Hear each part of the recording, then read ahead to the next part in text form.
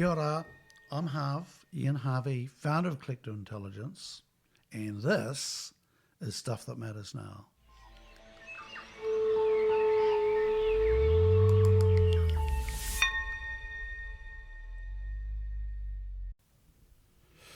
Now mai hoki mai everyone. Today's podcast is a real surprise to me in that I thought I was going to be talking to Matt Miller about AI and how that's going to affect our world. But we're also going to talk about philosophy as well and how that impacts AI. And I know I'm in for an education today and learning a whole range of new direction that the whole internet is taking. So stand by, team. This is going to be fascinating.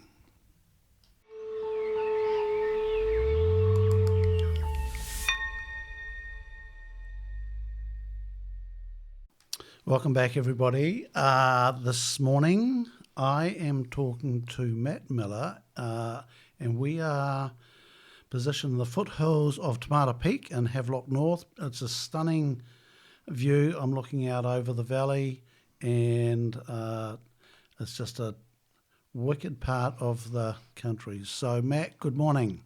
Morning, Harv.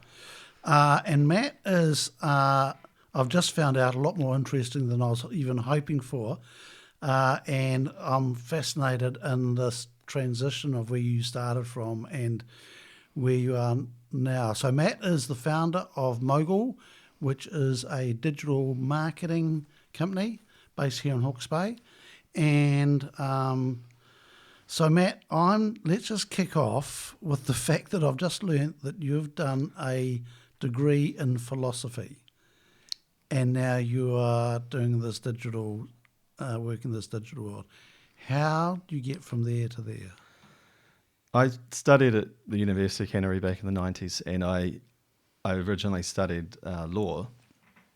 And one of the papers I did along with law was a couple of philosophy papers. And the law fell by the wayside. It was pretty boring and pretty intense, and the philosophy was absolutely stunning. It was logic and philosophy of mind and epistemology, metaphysics, things like that. Not too much ancient Greek stuff, but what really gripped me about it was the artificial intelligence side of it. And in the 90s, that was still very much a pipe dream. But I found out how computers actually came to exist, who invented them, the sort of people that were involved in it. And I got a philosophy degree, and then I thought, what am I going to do with my life with a philosophy degree?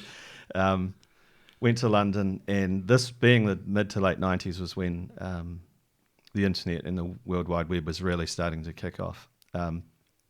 Got to London.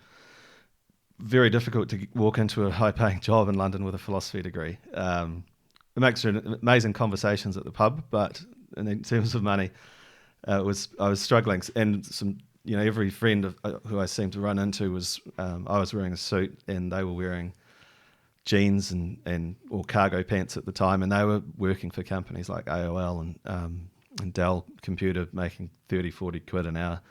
I was making like 5, and I thought, I've really missed a trick here. I've missed the boat. This is the most exciting time for young people who are into these sorts of things, computers, and so after a couple of years, I started to think, well, how can I get into this world? Because this is where all the exciting people are. It's where the money's flowing. I came back to New Zealand after 9/11 it was, and I did a postgrad diploma in e-commerce at the Christchurch Polytech, and from there I went straight into a software business and into digital marketing, and I loved it. And the philosophy part of it was actually really, really useful. Because computer programming is largely based on logic, and I had a degree in this stuff. And the programmers were really interested in me because they're actually meeting someone who'd actually studied formal philosophy, and we had plenty of good chats. And it just felt really good. It felt right. And eventually we moved up to Hawke's Bay, and my wife and I started our own business called Mogul. And we've gone from strength to strength. And I've always still really been interested in the philosophy, and I try and keep up with what's been happening, especially in the fields of philosophy of mind, consciousness, artificial intelligence, and now we're seeing, in real time, we're seeing what the predictions that were happening in the 80s and 90s about artificial intelligence starting to come to fruition. It's now the hottest story in tech right now, is this emergence of these AI chatbots, which the big tech companies have been spending billions of dollars on, and it could be the biggest sort of advance in personal technology since the invention of the iPhone back in '07. So it's brought me full circle. I'm feverishly reading about artificial intelligence and the philosophy that underpins it, and all of the interesting questions that it throws up in terms of drawing the line between syntax and semantics, in terms of just symbols, meaning, what constitutes intelligence, learning. Eventually, these machines will become sophisticated enough that it might be difficult to draw the line between what is and isn't a sentient mind.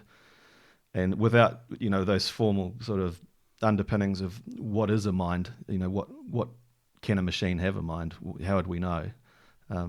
It's very difficult for people to have constructive discussions about it when all they want to do is ask it to write poems and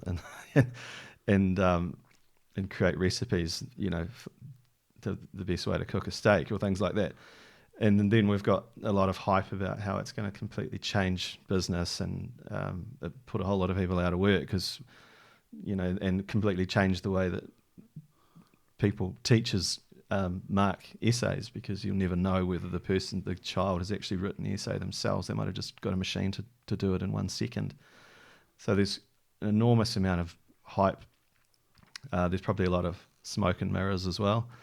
And it's just really fascinating for me to, like I said, to have that background in philosophy and to look at it in a formal way and say, are we even using the right terms to discuss this stuff? Is it actually an ethical problem?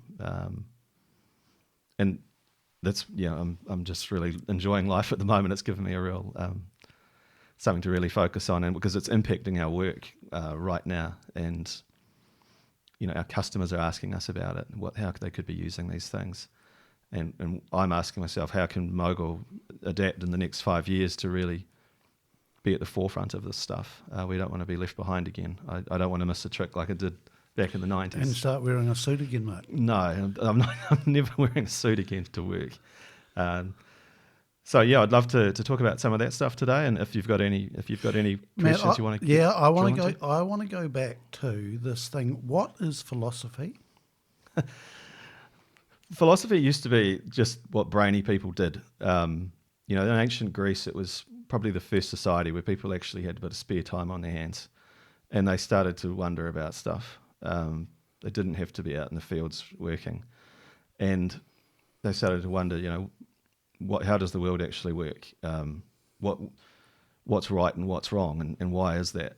And we start to move away from superstition to a more reasoned look at the world. And philosophy was originally just everything anyone didn't know about. Well, we let the philosophers figure it out. And as people got to know more and more about everything, specialized fields of academia started to split off. We had biology, and we had chemistry, and we had physics and maths, and philosophy was sort of left with all the hard stuff. Once something could split away and form its own discipline, like maths, let's talk about numbers.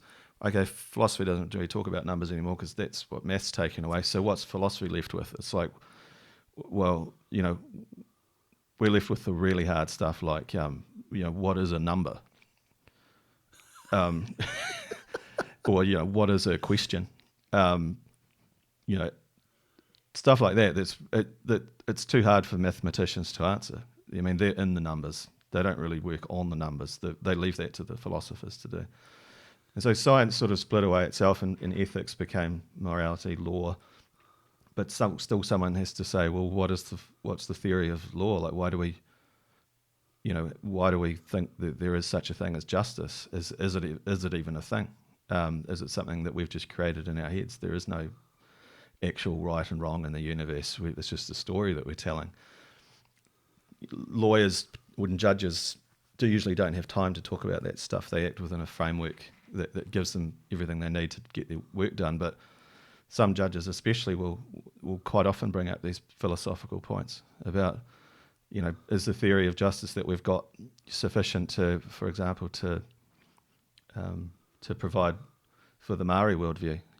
They're coming from a completely different background in law, and we've somehow got to accommodate that worldview into ours as well, because we've got a treaty that we have to live up to, and that was come at with from completely different angles. So that's what the philosophers do. They end up wrestling with the really hard stuff that no one else wants to really do in their day-to-day job. Matt, are there, like in today's world, are there renowned philosophers out there? Like, who would you look to as being a renowned philosopher of our time? Probably one of the most well-known ones, not really a household name, but there was an American called John Searle, very well-regarded philosopher of mind and philosopher of language. One example of his work is he came up with a really well-known thought experiment called the Chinese Room. And this was a way for him to try and refute the idea that a computer could ever understand language, ever understand the meaning of words. And in the Chinese Room thought experiment, we're asked to imagine a room, and you're in this room, and you've got, and the system, the point idea of this system is to replicate a Chinese speaker, someone who can, a chatbot, for example. You ask it questions in Chinese, and the system answers you in Chinese exactly as a Chinese person would. So how would a computer do that? Well, Searle's idea of the thought experiment was, it's a person in a room, and a piece of paper comes in with some Chinese symbols on it, and you look at the symbols, you've got no idea what they mean, but you take those symbols to a big book, then you look up in the book, and the book tells you how to respond to that series of symbols. It's got a whole lot of rules in it, so you write down what the book tells you to write for each of those symbols, and you give that piece of paper back to the person, and they take it out, and that's the answer. And this just happens over and over again. And the person putting in those questions says, oh, wow, these answers coming out are exactly what I'd expect a Chinese speaker to say. Sounds exactly like a person. Yet Searle says our simulation of a machine is just someone who doesn't understand Chinese at all, looking up some stuff in a rule book and presenting the output. There's no understanding there. There's no understanding of the meaning of any of those symbols. This person doesn't even understand. He doesn't even look at the symbols. Has no idea what they are. Yet it's perfectly, simulating a Chinese speaker. And of course, this was a big sensation in the 70s or 80s when he came out with it. It led a lot of people to say, oh, true artificial intelligence is impossible, because what we're describing here is simply a machine that has no understanding of any of the inputs or outputs. It's just spewing out stuff based on what's come in and applying rules to it and spitting it out. And if that's how a computer works, it doesn't matter how sophisticated it is, it's never actually understanding what's coming in and going out. And that was supposed to be a refutation of what's called strong AI. And strong AI is the idea that it is possible to create artificial intelligence where it basically has a mind, which what we consider as a mind is it's capable of understanding insight. It's capable of seeing the meaning of the symbols or the inputs that are coming in and generating, output based on that, on a true, deep understanding of what's being talked about. But he's saying, no, well, you don't actually need that. You can just do the whole thing with just a series of rules, basically a computer program. And a lot of people said, well, the classic refutation is like, well, it doesn't matter if the person doesn't understand Chinese. The system as a whole clearly understands Chinese. It doesn't matter whether that component of the system understands it or not.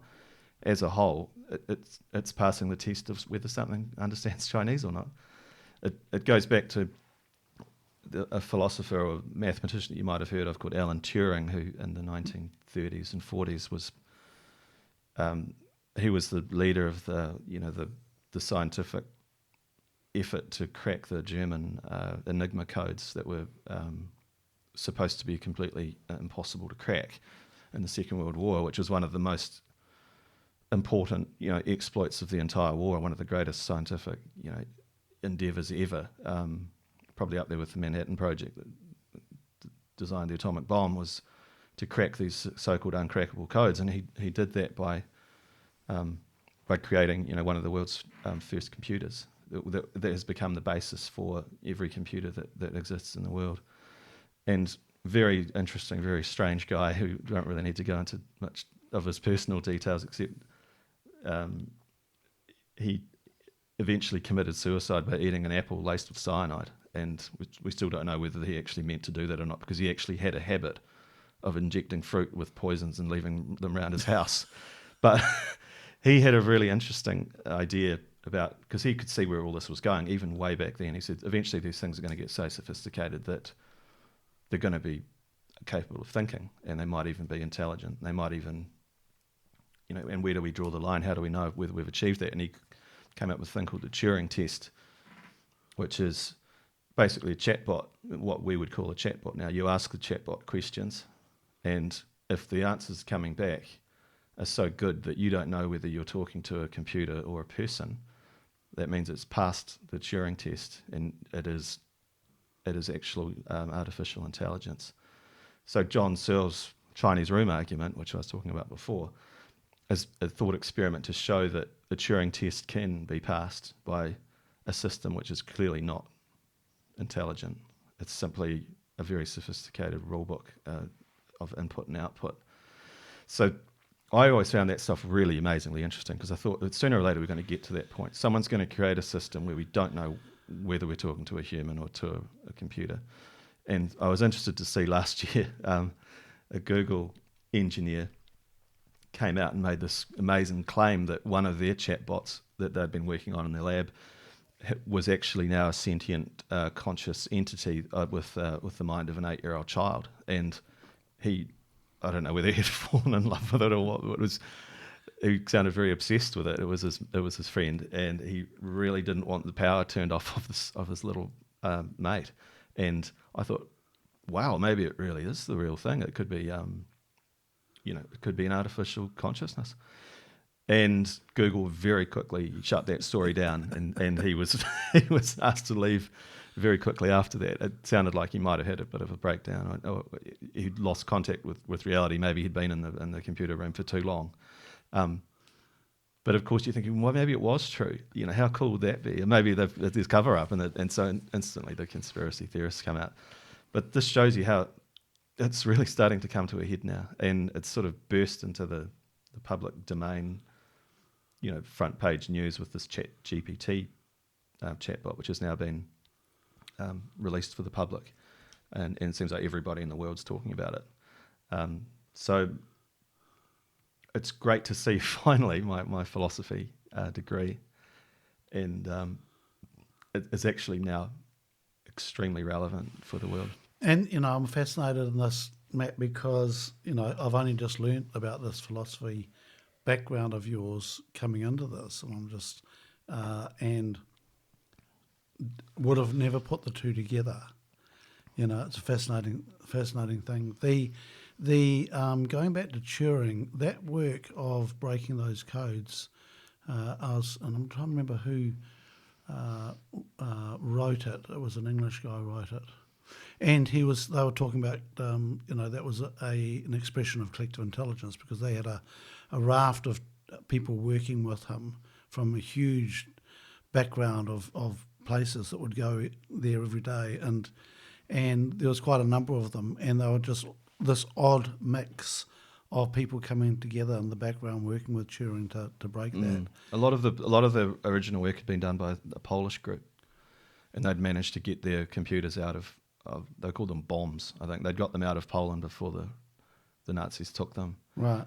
And there's movies about capturing U-boats, and there were a lot of women that did a lot of the hard work, and what they've done, a lot of it is still classified, and you probably never know what really went on. Right. It was that important, and Yeah. it was very secret. So Matt, and it's interesting. I had my first play with AI a couple of weeks ago with a member. I was up in Tauranga, and we put some questions into the machine about collective intelligence, and the answer we got back was really, really good. I'm just going, wow. It was just, what is the definition of collective intelligence? And the interpretation came back, I thought, was absolutely on point. And it was just so tell me, in that situation, what's actually happening? I think what it's doing, it's been fed a huge amount of information up until the year 2021. If you ask it any questions about anything, but since then it says it hasn't got any information on recent events. But I see it as a sort of a super version of these. When you're writing a text message, the predictive texting, and it asks you what it thinks what the next word should be, and you can just keep selecting, and it'll just keep writing. Eventually, it becomes gibberish. But these programs for a long time now, like when you write an email or receive an email and you respond to it, it gives you some responses, and I've started using them. Like half of the emails I write now are written by an AI or a computer. It just says, "Great, thanks for that," with an exclamation mark, which I would never put an exclamation mark in an email. And you just think this is putting words together that it's seen that go together. It's generating text on a certain topic according to a certain template or algorithm. There's no understanding there. There's no there's no original thought that's gone into it. It's just a machine. It's like the Chinese room. It's just a set of rules that have been developed. It's probably learned its own rules from what it's seen. If we asked to see its algorithm, we probably couldn't. There probably is no actual algorithm that a human would even understand. Right. It's learned itself how humans talk and how they describe things, and it's got a huge amount of information it can call on. It is uncanny when you first start using it, but if you use it enough, you'll see it's repeating the same sort of patterns and the same sort of. What I was really struck by, that I thought the coolest thing about it was you can ask it to write a poem in the style of a certain person. I asked it to write a poem about Auckland in the style of James Elroy, who wrote LA Confidential, and it was one of the funniest things I've ever read. Or a poem about the theory of relativity in the style of William Shakespeare, and it just spits it out in literally less than 1 second. A perfectly legitimate looking Shakespeare sonnet about Einstein's theory of relativity that rhymes, and it really is amazing.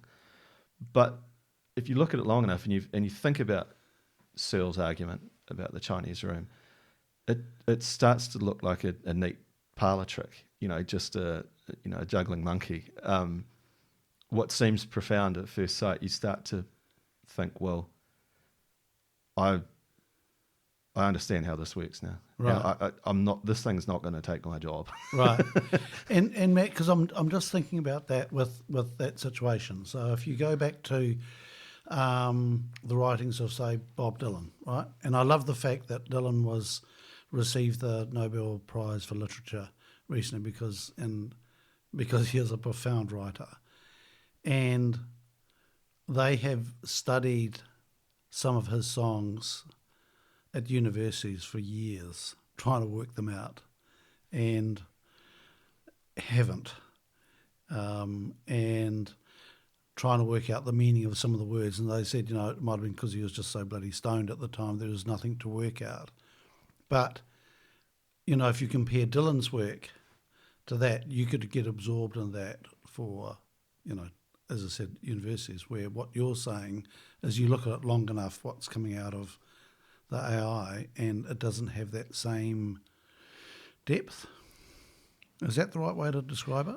Yeah, I think depth or insight or creativity. When I first started playing with it, I thought well, the first time I heard about it was one of my golf mates said, "Oh, this thing's unbelievable. I don't need to write blog posts anymore." He's got a business that does time clock software, checking employees checking in and checking out, and they call it time theft. The whole thing is to stop time theft. So he said, "Give me five good ways why time theft is so bad for a business," and it just wrote this essay about the top 5 reasons why how that time theft is so bad for you. And he said, "This is brilliant. I never need to write a blog post again." And I thought, wow, I've got to tell all our clients about this, because that's one of the things we always say to our clients is, if you've got a website, you've got to keep creating new content. You've got to, if you want to be high on the search engines, it's got to be original, it's got to be relevant, it's got to be well written. And they're like, "Oh, we haven't got time to do all that stuff." I'm like, well, you have to. I mean, if you want to be serious about search marketing, digital marketing, you've got to produce content. And I thought, I'll just tell them about this thing, and then that problem solved. And it is really important. Like we've just put in a swimming pool, and one of the things I'm really interested in is the chemistry of a pool and why you have to use all these chemicals. And so you Google it, and then you find all these amazing articles that people have written about, how often you should check for the pH and how often you should check the, phosphorus and all this stuff. I thought all this stuff could just be written by a computer. I mean, I could just say to ChatGPT, what are the 3 top things you need to do with a swimming pool to keep it clean, if you want to be really easy. And it would do that. And I could put that on my website if I was a swimming pool company and say, I'm done, my job's done. It. Instead of taking me a whole day of slaving over, I was just taking me 1 second. And that's fair enough. Like, if that's what you want to do, some people would really find that really useful. But what eventually will happen is all of these things are going to be written by a computer. And it's pretty generic stuff. There's nothing insightful. There's not going to be I've just completely changed the way people think about swimming pool maintenance. I'm not going to be the harbinger of a new era in pool maintenance. No, you're just putting out rote information that a 15-year-old could write if you paid them $5 an hour or whatever. Yep. You're basically just moving the work from an Indian or Filipino sweatshop, because you didn't want to do that work yourself, and you've just now got a computer doing it. You're just getting more and more efficient. And you start to think, well, what use is that article really? I mean, if that article's got information that I could just put into a GPT myself to find out, then why am I bothering even putting it on the website? And that's what Microsoft are doing now. They've responded to Google with their AI program by releasing this ChatGPT. They've a big investor in OpenAI, which is the business behind it, based in San Francisco. They've just announced in the last couple of days that Bing, their search engine, is basically just going to be a chatbot where you just type whatever question you've got into Bing, and it might not even take you or give you a list of websites to choose from. It'll just spit out an answer. Just, why do I need to keep adding acid to the pool? You don't want to go to all these sites that say, acid in the pool, blah, blah, blah. It just tell you straight away. Oh, because otherwise the pH get too high and you get lime scale everywhere. I was like, oh, okay, I understand now. I didn't need to go to a website to find that out. I didn't need to go to some website where they've given me all this information in the hope that maybe I'll sign up for their newsletter and then I'll be in their HubSpot and then I'll get bombarded with emails. I'm never going to buy anything from them anyway. How about the search engine just tells me straight away what I need to know? And I think that's what Microsoft are going to be banking on now. Like, they're going to try and undercut Google, which is really interesting, because Google have owned the way the internet, is structured and the way we find stuff for 20 years now. Enormously successful company. They sell ads. If suddenly this new Bing search engine is much more user-friendly and fun and accurate than Google, what have Google got left? 95% of web searchers use Google, and they have for 20 years. What an unbelievable monopoly they've had. Suddenly, if half of people using Google just go, oh, no, this Bing thing with the ChatGPT is so much quicker and better. They don't have to faff around looking at all these websites with ads all over them and get bombarded with all these pop-ups and sign up for news. This Bing just tells me straight away everything I need to know. It's unbelievable. Why would you ever use Google again? So Google are incredibly threatened by that. And so they have released this, this thing that the guy thought was sentient that is about to be released. It's called Bard, and they released it. They did a press launch the other day, and it got something horribly wrong. Like, it said that It might have been the Microsoft one actually, but it was an obvious falsehood, something about how the first planet outside the solar system got discovered. And someone said straight away, oh, that's not even true. Right. Yeah, like that's just wrong. So, and then the $100 million was wiped off their share price immediately. And I'm not joking. This is how excited people are by this. It really is, as my daughter likes to call it, a singularity. I said, what do you mean by singularity? A singularity is when, like a black hole or the start of the universe, you cannot see on the other side of the singularity. It's impossible to predict. It's impossible to even predict what the laws of physics will be on the other side of that thing. Like once you go into a black hole, what's it like? It's impossible to know. You would never know what it's like because information can't make it across that gap. I think his name's Ray Kurzweil has predicted that the emergence of true artificial intelligence will be a singularity moment, because suddenly we won't be the most intelligent thing around. And once that happens, all bets are off. I mean, it might immediately decide, like in the Terminator, to just kill us all. It's impossible to know what a more intelligent species is going to do, because they're more intelligent than us. It's like you're playing chess against a better player than you. You can't predict what they're going to do because they're better than you. So this is what these sort of terms that are being thrown around now. There's some genuine excitement.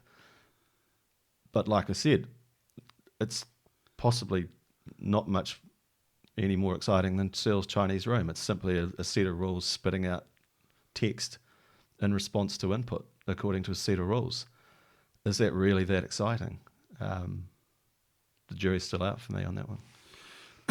So, Matt, what, for the average company in New Zealand and beyond, because people listen to this all around the world now, which is very cool,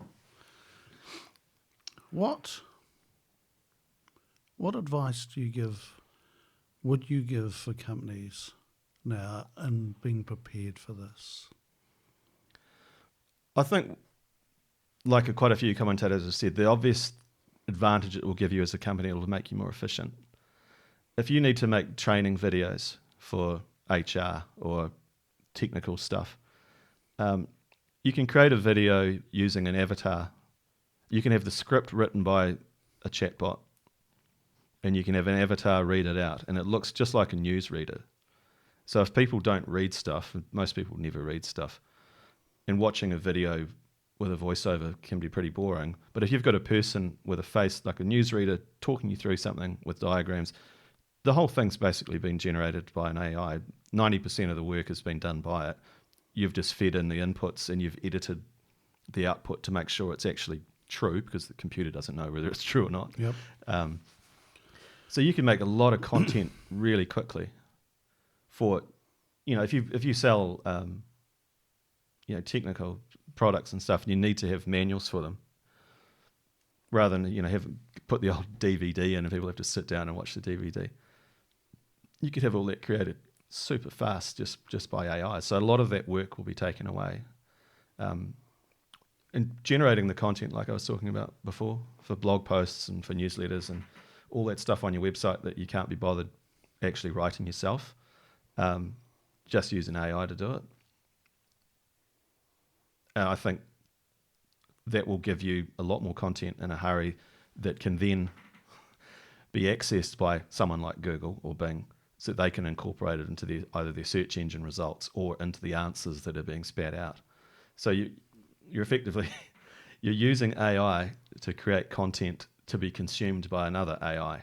This is the ecosystem we're in now. A lot of the internet, even the systems that we've been using, especially with Google, they're talking to each other through APIs, which is how computer systems these days talk to each other. 99% of the web traffic these days is simply computers talking to each other without any human input at all. So all we're doing is overseeing the creation of this content that will then be categorized by Google or Bing, and will then incorporate it into its answers. So don't sweat over doing that sort of content production anymore, because most of it's pretty low rent stuff. Save yourself, and this is what I've always said to our clients, it's save yourself for the really important stuff. You don't want to be doing dumb work, like playing around with spreadsheets or writing pretty low-level articles just for search engine optimization. Save yourself for the really important think pieces, the insightful things that will enable you to get the big accounts that you actually want. Where the big companies will want original, insightful things that will give them a competitive advantage, not just all the junk, all the really generic guff that's being churned out by chatbots. So I see it as an opportunity to get rid of dumb stuff off your desk. Like, oh, we don't have to do all that content creation anymore. Oh God, thank God for that. That was really dragging us down. We were wasting so much time on that. We'll just get the AI to spit it out. It'll get it done in a day. It'll write 800 articles, and then we're done. And then we can actually figure out what we're going to do that's going to give us a competitive advantage. That would be one of the things I would say to people. Matt, and keeping up with it, right? Keeping up with what's going on. You know, this. I mean, you've been on my list for a wee while to sit down and talk to. But it was the AI thing that I went, I need to go and talk to Matt now, right? Because it was just, I need to understand it more. And it was really interesting that was the catalyst for me. A couple of weeks ago, I thought, I've got to sit down next time I'm in Hawke's Bay and learn more about this from somebody who, you've done more research than I realised, but I knew you'd be up to date with it. How do people keep up with the changes? You don't really need to. A lot of the stuff, like we've been on the coalface, like I said, with Mogul doing digital marketing, and AI has really become more and more embedded in all of the systems that we're using now. It used to be you'd spend so long on manual processes. AI is now even helping programmers write code. Like it could help. One of the dangers of it is it can help hackers hack into systems by helping them giving them ideas for writing better code. Well, have you thought of this? Have you thought of that? Huge ethical issues there. But for most people, that's pretty relevant to their day-to-day stuff. There are a lot of really good newsletters around. I mean, one of the email newsletters I've signed up to is called Nieman Lab, Niemann Lab, and it's a really high-level sort of daily newsletter about what's happening in the media industry. And for a long time, it was about Facebook was ruining the media industry, and everybody was losing their jobs. Newspapers were going out of fashion. And suddenly in the last few days and weeks, it's all been about AI, the impact of these chatbots on the media. So newsletters like that, and The Economist send a daily newsletter as well, which is absolutely fantastic. It's behind a paywall. You can read like the first paragraph or two of each article. And yeah, for the last 12 months, it's been dominated by hopefully the coming to an end of the COVID pandemic, and then the Ukraine crisis, and the global inflation crisis. But again, it's been dominated by the AI chat in the last couple of months. So all these really interesting newsletters and sort of thought leaders and think pieces that I subscribe to are just blowing up with the AI at the moment. Really interesting. So that's I would say to anybody who wants to keep up with anything generally, that Economist daily newsletter is a must-have. Even if you don't subscribe to to read the full articles, you don't have to, just to see what they're talking about. They're a lot more open than they used to. They used to be a very closed shop at The Economist. You didn't know who the writers were. It was all very sort of a bit of an enigma. They've become a lot more open now, and they really are leading the discussion on a lot of these things. And in the Nieman Lab one, will cite Washington Post and New York Times opinion leaders about what's happening, and that's how I keep up with this stuff. Like if people like that are talking about it, that means it's big. And I'm not the sort of person that goes mad on the latest shiny thing. I mean, I used to be, but eventually you've seen enough shiny things to know that it's probably not worth worrying. Like cryptocurrencies and things like that, they've all sort of NFTs, and they've all had their day, and they quite often get found out to be not quite what people hoped for. It was too good to be true. AI seems a bit more profound than that. They really, because of like my background, which I was banging on about before. I can understand the discussion, and I can see the limits of it, and I can see the possibilities of it. So I am excited by it, but I'm starting to cool off on it now that I see it's really a continuation of what I've seen is like I said, the encroachment of AI in a lot of areas of work that we do. It's simply an extension of that, and it's being presented in a way that's accessible to everybody. Like, all you have to do is type in a question and it'll give you an answer. Everyone understands how something that can write an essay in 1 second, that is amazing. But there's a hell of a lot more AI that's been out there for quite a while, which is doing really amazing stuff that you'd never know about. A couple of the really interesting applications that I've seen are in medicine. It's really hard to design new drugs. It's very laborious. But I can't remember where they did it, but they trained an AI to recognize protein shapes, which is one of the most complex problems ever, is to predict how a protein is the shape it's going to take from a DNA. And AI is incredibly good at recognizing these patterns. And so they gave it like 1,000 candidate drugs or proteins and said, which are the ones that might cure this cancer or kill this cancer cell? And it just took like a couple of seconds, and then it said, these five are the ones you should look at. And they were like, whoa, how do you work that out? And it can't tell you. There is no algorithm. It's learned over time, and there's no recipe you can point to and go, well, you just follow these rules, It's still a John Searle Chinese room, but we don't get to see the rule book that it's using.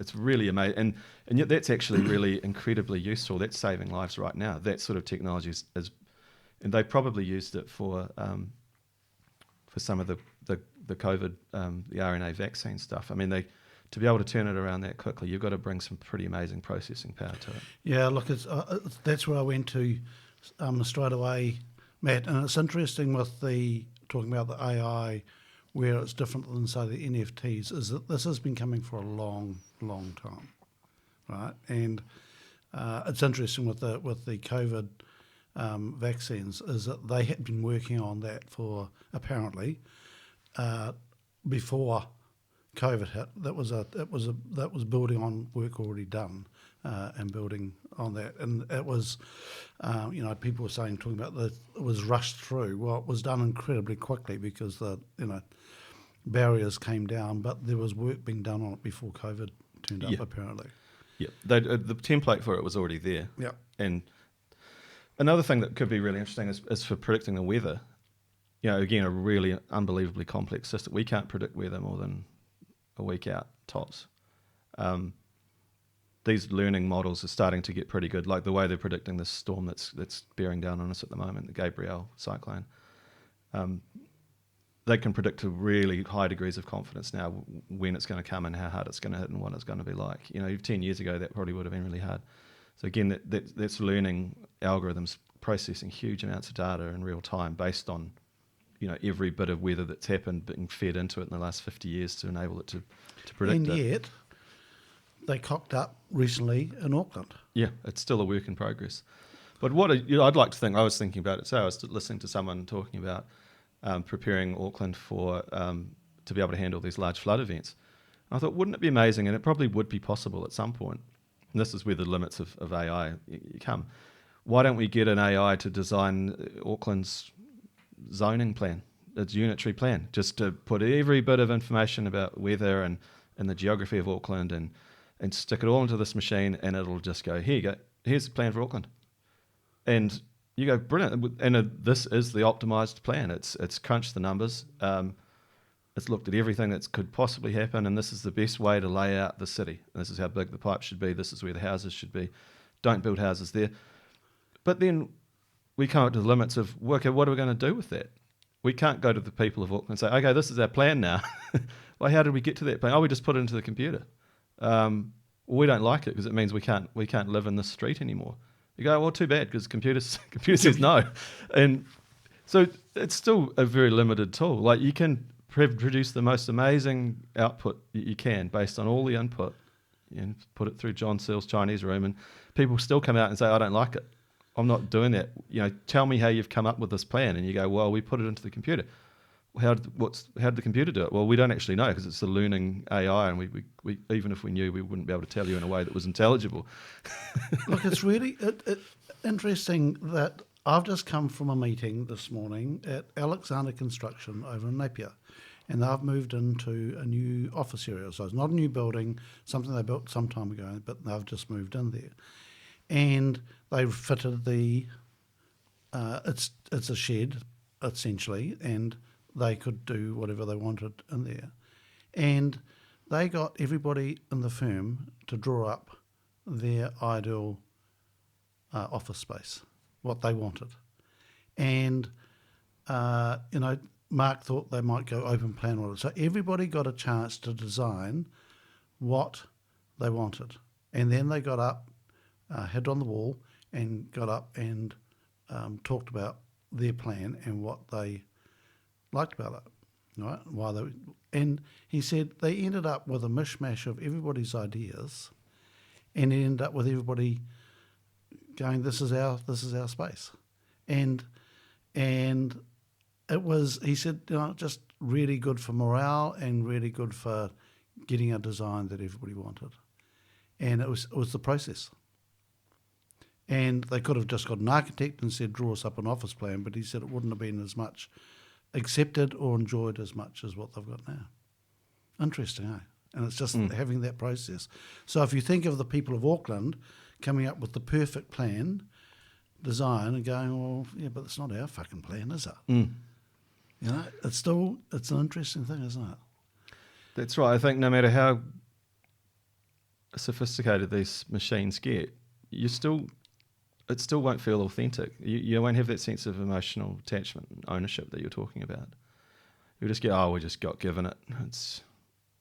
It's really good, but it's not ours. It's not ours, and so we don't really care about it. We're not going to look after it like we should, because we didn't feel like we didn't really feel like we had any input in it. So Matt, and you were keen to touch on this subject anyway, but I'm really interested in how AI could help us with this massive challenge of climate change. Yeah, it is like I said, you can have the most amazing processing and predicting the future and creating optimized plans for how to deal with it. But if people don't buy into it, then they're not going to vote for it. It's not going to happen. You can't say, like I said before, this is the new plan for Auckland. Eventually that's got to get put to a vote somehow. And people aren't going to vote to have their house demolished. They're just not. Or to have their, you could have an AI say, well, this community by the sea, there's a 99% chance that it will be inundated within 30 years. I mean, you just got to move. People won't vote for that. They won't believe it until it happens.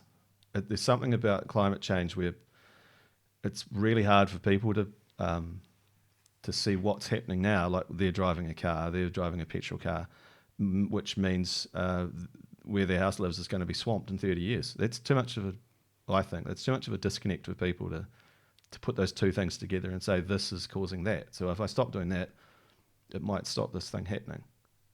Our minds don't work like that. We have a 1 week or kind of causal link. And I think AI is a really powerful tool, but to change people's behaviour in such a profound way, I mean, it would have to be an incredibly compelling.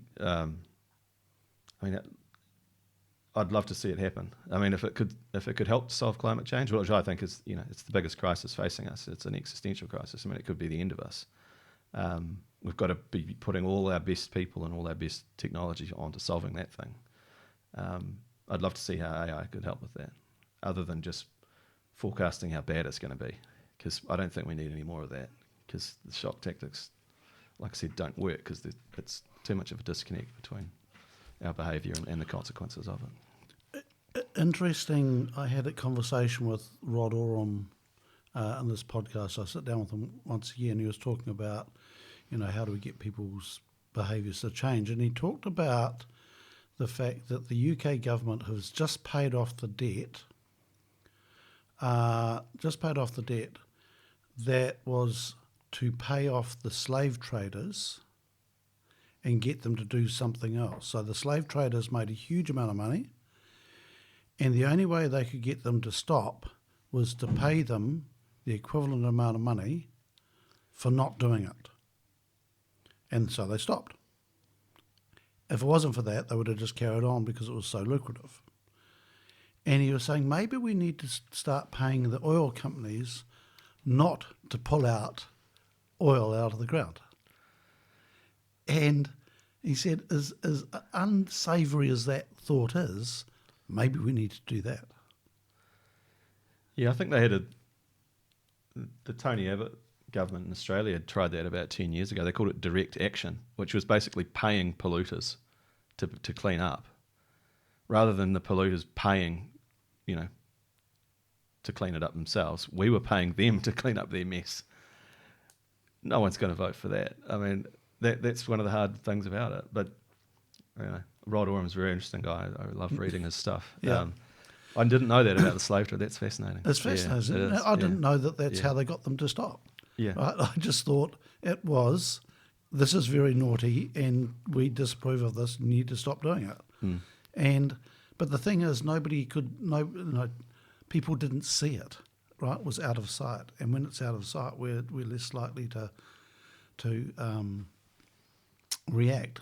And, I think it's really interesting what's happened in Auckland recently with that deluge. It just showed how powerful the climate can be, more powerful than anything we've created. Phenomenal. That is, so maybe that helps us wake up, Matt, that, this shit's real. Yep, it is real, and unfortunately we are very easily distracted by the next thing that comes along. And, it's terrible this big storm is coming again. But this is the new normal, as they say. It's something we have to face up to. But just back on the AI, I just wanted to quickly talk about how it's been coming a long time. And one of the things that we've seen we used to do a lot of search engine optimization and Google Ads.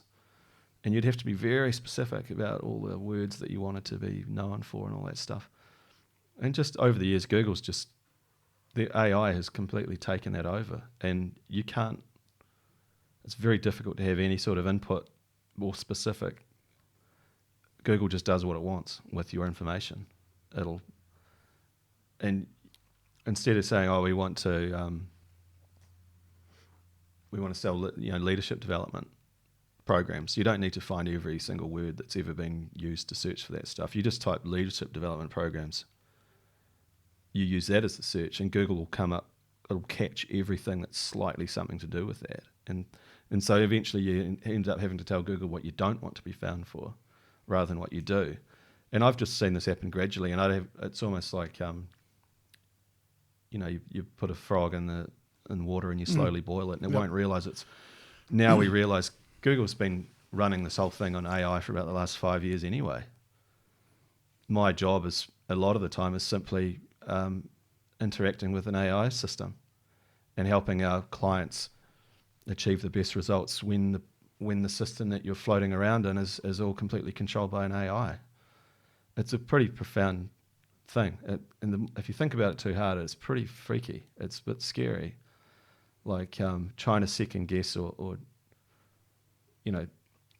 find a competitive advantage when this AI thing is trying to completely flatten it out so no one's really got an advantage. It becomes quite an interesting exercise. We've got an election year this year, Matt, and disinformation and misinformation is going to be a big deal. What impact do you see AI having in that space? I think it makes it easier for the people that want to create chaos. And whoever those people are. It could be Russians, could be Chinese. Yep. The people that are really behind these disinformation campaigns, I'm not convinced that it's just grassroots New Zealanders pushing all this stuff out. They're getting funded from somewhere. And AI will just make it a lot easier for that content to be created, for it to appear authoritative, to appear true, make it much harder for people to tell what's true or false. The Chinese government, I think last week, was found for the very first time to be using AI-generated content for disinformation. There's a thing called Wolf News, which had two newsreader people, a man and a woman, reading out articles about how, American gun laws were far too loose, and America was destroying itself as a society because of these mass shootings, and how superior the Chinese society is because it stops these things happening. The person that wrote the article, I can't remember where I read it, but it was, I can find out and I'll put it in the notes or whatever. Someone recognised the avatars, the male newsreader and the female newsreader, and they'd seen them in an HR video produced by this company in London, somewhere like in Piccadilly Circus. And they specialise in creating these HR videos for companies like I was talking about before, about rote training material read out by an avatar. It was the same face guy with a beard and the same dark-haired woman. And I've seen those people before, and he tracked it back. And this company had been creating these things unknowingly, they said, for Chinese state propaganda in a really crude way. I mean, they got caught. They should have just created completely original avatars, but it makes you wonder, like this balloon flying over America, like, of course that was going to get caught. What are they playing at? What's really going on here? They're just throwing this bizarre sort of stuff. And is that just a distraction for what's actually going Yeah, on? like, oh, look at this amazing thing over here, but it's, Yeah. And also that, again, these things are happening every day now. There's these bizarre stories coming out about how AI is being used for, normally for evil purposes of manipulation and deception. It's all happening now, and that will definitely come into the. I mean, it's going to be a weird election year, weirdest ever. I mean, you think last year was weird with the COVID protests and things like that. You imagine that on supercharged, on steroids of AI generated content, disinformation. Very difficult thing to stay on top of for law enforcement, because these things are deliberately written in a way to make it sound like it's been written by a human rather than a computer. That's the whole point of it. How do you counter that? Do you have to make a bigger AI which is especially set for finding false or misleading disinformation? Well, then people would say, well, you're biased. You simply created a computer to censor free speech, whatever, right wing points of view. So it's fraught. It's a real minefield. And the only thing that I can see to counteract this sort of stuff is we've got to educate people better. Critical thinking, it really needs to be front and center, center of the curriculum for schools. How to spot when someone's, bullshitting you, lying to you. How to tell whether something's genuine or fake online. It's just too easy for people to see something shocking on their Facebook feed. A news article about how the green activists deliberately light bushfires, or all the anti-vaccine stuff. I mean, those social networks, Facebook and Instagram, Twitter, if you look at the way they are set up, their AI, you compare it to, say, Google's AI, the main thing about Google is presenting you with the best, honest, accurate information to answer your question. It was an academic PhD study. That's how Google started. It was to find the most accurate and authoritative content on the internet and serve it up, and that became the world's best search engine. Whereas the aim of the algorithms that run the social networks is not to show you the most accurate, authoritative content. It's about show you stuff that will freak you out, that will make you angry or make you laugh, that'll keep you looking at the website, that'll make you share it. So they don't care at all about whether stuff's accurate or not. All they care about is that it provokes some sort of reaction in you. Completely opposite business model to Google. Google wants to be accurate. Social media doesn't care if they're accurate, and actually they prefer if it's not, because then you're more likely to get a reaction from it. So until those sort of platforms get taken down a peg or two, regulated, they'll keep doing what they're doing, which is basically spreading endemic misinformation. Their business relies on it. That's how they keep people glued to it. So that's where the problem really starts. If you want to solve a problem, you have to go back to the root cause of it, and you go, what is the root cause of this problem in the first place? Well, people like to read stuff that they don't care whether it's true or not. They care whether it lines up with their view of the world and how it makes them feel. And how it makes them feel as part of their group, whatever that group is. If it's conspiracy theorists, they want to see stuff about conspiracies, and it'll just keep serving it up. And that's how we tackle those problems, is we educate young people and older people generally, really push hard on critical thinking, philosophy, what's true or false, how do you know if it's true or false? Pretty basic stuff you'd think, but for a lot of people, they have no way of telling whether something's true or not. And that's the problem with these chat GPT type things. So they'll spit out an essay about, why gun control laws are bad, and it'll have no references to where that information's come from. Whereas in academic circles or in Google, you have to have links to where you've got that from, so the person reading it can go, actually, who said this stuff? This is pretty. I don't know if it's true or not. I'm starting to freak out now. So I think those chatbots need to be much clearer about where the information's actually come from, the sources they're using. The people reading it need to be better educated, and the social networks shouldn't be allowed to promote that stuff as freely as they do and enable people to share it as easily as they do.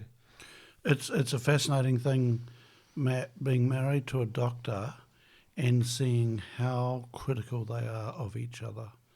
They are so tough on each other, and accuracy, cross-referencing,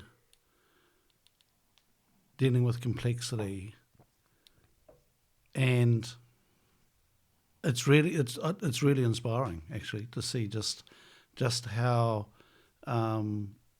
they push each other, because that's their training, is around this critical thinking. And it's interesting, I was just thinking, Matt, within collective intelligence teams, that critical thinking is so important to examine what is real, right, and what is bullshit. And of course, reality changes all the time. What's real now is not real down the track. But it's something that I see in the collective intelligence teams, of getting away from those biases and being able to break up the thinking and actually face to face help each other work out what's and to work through this complexity. And because the world's getting more complex. Yeah. And it's funny, I believe in our model more than ever before, because if we can apply that critical thinking and from different backgrounds, and it's amazing what the confidence is. Peter Roban, who's in your team, talks about it. His team helps him. What's his term? The differentness in my team helps me work through complex issues and come out with wise action. I think it's roughly, and that really resonated with me. And it's on our website, that quote. It's not exactly what he said. He's termed it a lot better than that. So I think that the human interactions, I believe, is going to become more important. And I'm encouraging people this year with the election is get out and listen in person to the people, the politicians, and rather than just being served this stuff up through other avenues, is actually go and face to face and listen to them. Whether it's going to happen or not, I don't know. But I do know from a very good source, the spooks in Wellington are really concerned about this year's election. because of the amount of misinformation from big players. Yeah. Yeah, but it's a huge problem. Misinformation on social networks. We saw what it did in the pandemic. Luckily, we managed to keep a lid on it as long as we did. But eventually, it blew up. Yeah, just. Mm. Matt, what else do you want to cover today? I think the tank's just nearly empty on this stuff. I'm not sure what else I've got to give. It is Friday. But I can do another one. There's plenty more where that came from. I've really enjoyed this conversation. The philosophy thing was a bonus for me because AI was the thing that I came here to talk about, and then to find you had this philosophy there as well, and the link between the two has just been fascinating. Yeah. No, it's been great to chat. Tell me about just to wind up, tell me a bit more about your business. What makes you guys so special? I think we've always tried to be about a people-focused business. So it's not about the tech, what system you build your website on, or what programming language you use, or what cool new platform to use. The platforms are all pretty mature, really, and where people get a real competitive point of difference is by finding that special, their value proposition, the thing that makes them unique, the thing that makes people buy their stuff rather than someone else's, and then expressing that through everything they do online. That's what we really get to, and that's why I think we like working with Peter Roban so much, is because that's his whole approach to life, is getting to that really interesting bit that perhaps no one's seen yet, but that's really driving the business, and finding that out and bringing it to the surface and developing it and letting it become its own idea. We do that, but the canvas that we paint on, if you want, is the web. Whether it's their website or their advertising, their email newsletters, whatever they do on social media, it needs to be that uniquely valuable thing that only they're bringing. And some clients, it's too much for them. They just want to bang up a brochure website, and we can do that. That's fine. But we had an example yesterday. I got a call from a well-known Hawke's Bay person who started working for a trust, and they need a website. And we just want to have a website with a form, and it's going to tell us about why you're getting in touch with the trust and what your ideas are and what you're going to do with the money. And we just immediately go, why are we doing this? What's come to that? Turns out there's quite a bit of a backstory, and things need to be completely reimagined and brought up to the 21st century kind of spec. All right, what might that look like? And then it just goes from there. And then before you know it, it's you're talking about really interesting stuff about how they've got to where they are and what they see the vision for it. And it's the first time for a lot of these businesses, they've actually been put under that microscope. So what is it about? And I'm sure you've done it with Collect Intelligence. You've been through a massive rethink and a rebrand, which is really good to see, and you've got some good people helping you with it. And we come at it at the angle of we need to put some really amazing stuff on your website, but in order to do that, you have to tell us. Yeah. You have to tell us what you're actually about and what's going to get people excited. What's people going to go, oh, I need to join Collect Intelligence right now. Like, this is what I've been looking for. I didn't know it, but now I see it. Wow. We just make that happen on the internet, and a lot of our competitors, great people, I don't think they do that in the same depth and with the same sort of rigor and energy that we do. George, my wife, who I founded the business with, she's amazing at bringing that out. She doesn't get involved too much in the tech. She knows what she needs to do with the tech, and that's what she should be doing. She should be getting the really good stuff out of the people. and bringing that to life on the web in a way that will last, 5, 10, 15 years. Some of these websites have been around for a long time now, and they still look really good. They still tell a great story and get people excited, which is all we're trying to do. Provide them with a really valuable platform that's going to last for a long time, and eventually they might want to have a rebrand, and we can help them with that as well if they want. Over the years we've tried all sorts of things. We had a social media display platform called Streamer, which we're now winding up. At the end of this month, we're shutting it down. We had probably 5,000 corporate customers around the world that were using that. It was a lot of fun.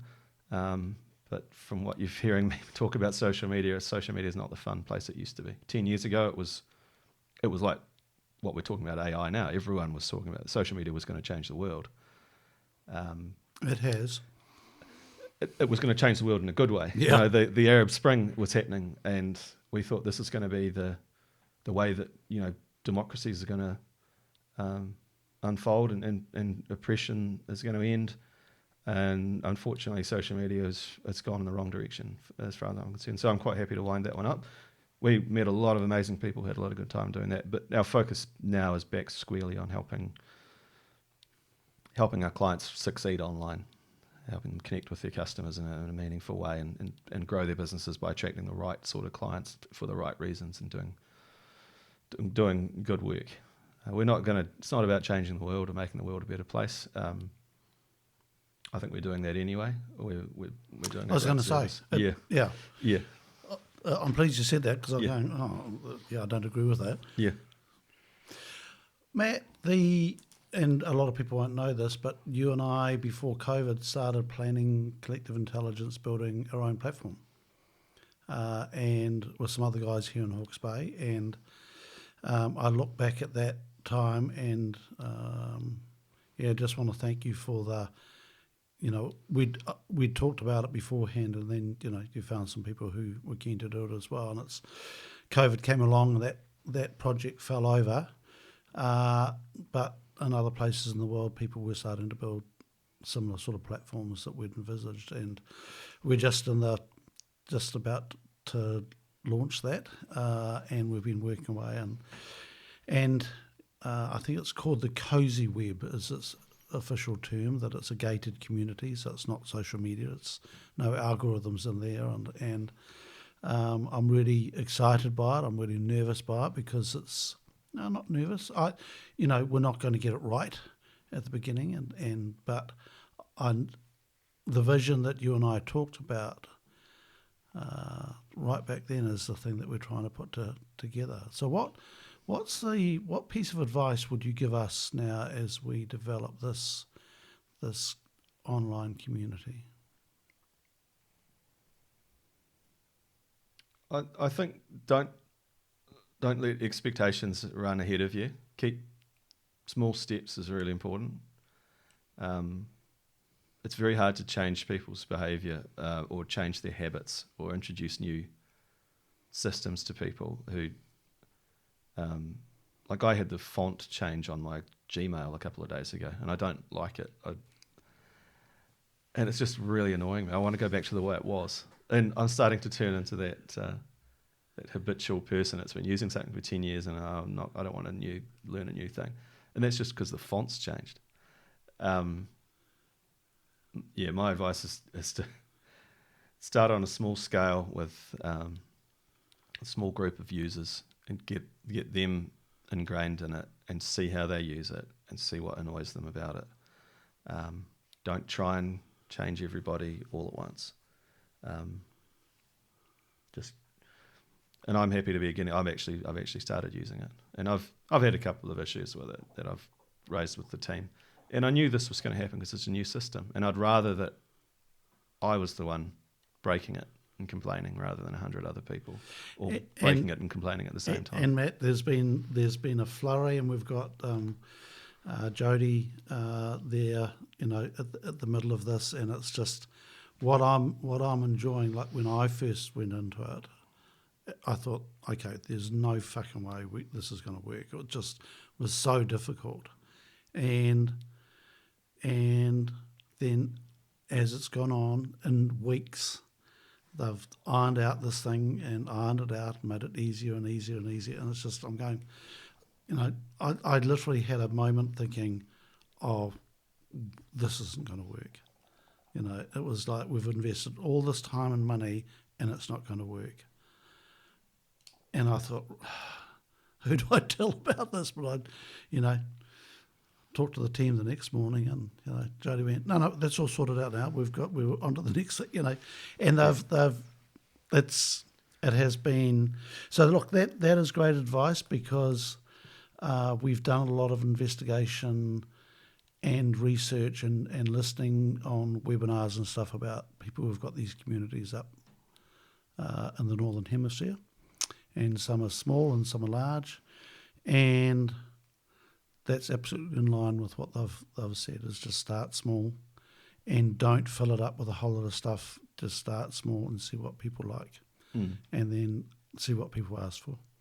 And so that's our intention, and also not having too much hype about it.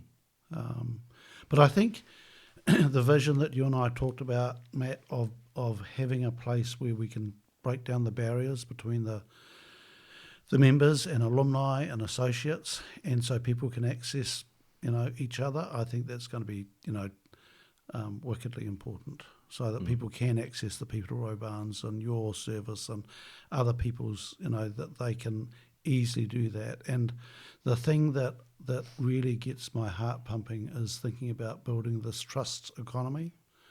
And because when people trust each other, it's amazing how quickly you can operate.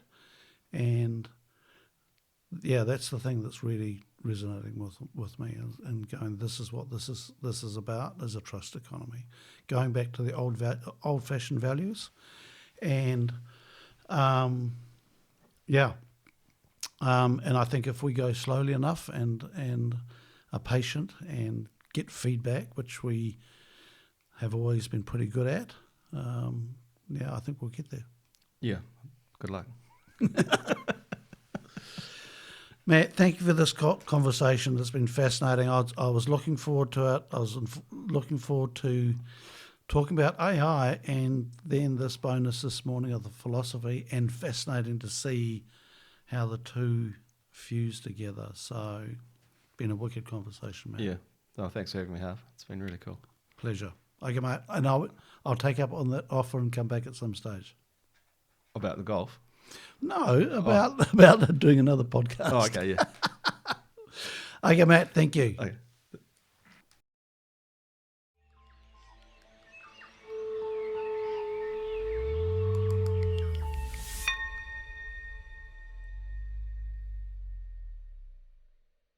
Thanks for listening in. We're Collective Intelligence, a one-of-a-kind people ecosystem that takes inspiration from Mother Nature. To find out how we reimagine leadership development, visit our website www.collectiveintelligence.co.nz.